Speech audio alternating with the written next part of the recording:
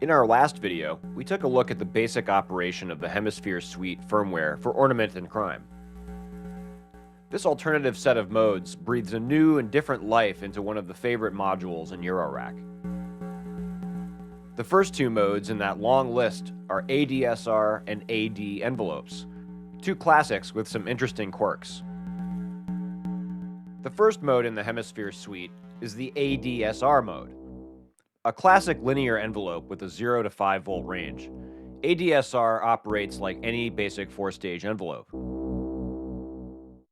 The channel encoder adjusts the current stage or toggles to the next stage. Based on rough estimates, attack and decay times range between 1 millisecond and 2 seconds, while release seems to reach up to about 7 seconds at most. The ADSR controls actually adjust two identical envelopes at once. Each can be gated independently using the channel digital inputs 1 and 2, and output respectively on the channel outputs. The channel CV inputs can be modulated between plus minus 2.5 volts to shorten or elongate attack and release time.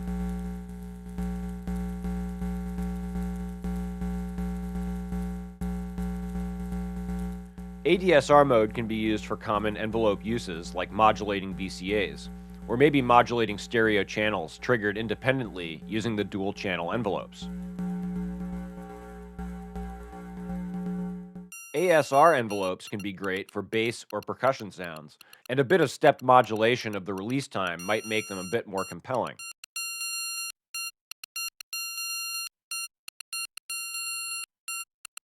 If you're using a keyboard, velocity can be a fun thing to patch to attack time. I did notice the current version seems to have a bug when the release is set to its maximum. The release time breaks and becomes extremely short, something I imagine will be fixed in an update.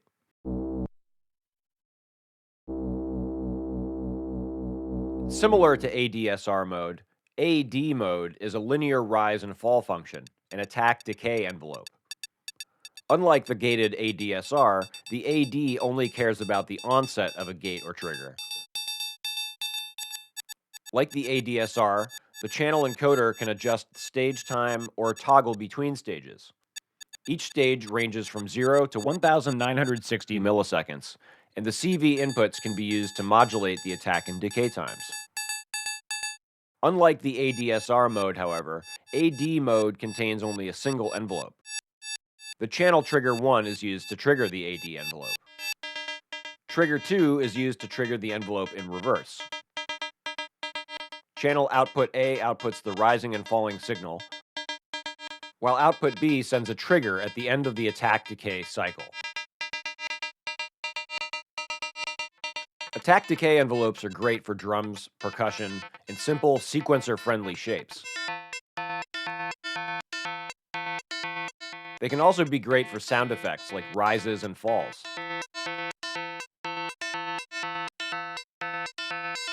We can modulate the attack and decay separately, or with one malted control for some fast manipulation and shaping.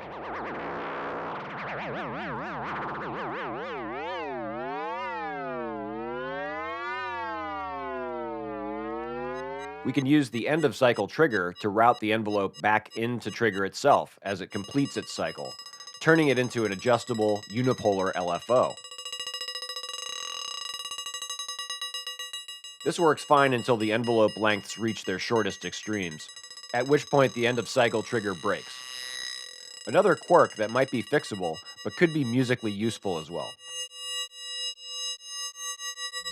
Modes like the ADSR and AD demonstrate what a useful module the Ornament Crime can be in a small, new system. It can perform the basic bread-and-butter functions, and as a system grows, the module can shift and perform completely different, and as we'll soon see, outlandish things. Thanks for watching. Please like and subscribe. And don't forget to join us Sunday at noon Pacific Standard Time for our Mod City live shows, streaming right here on YouTube. And remember, patch smarter.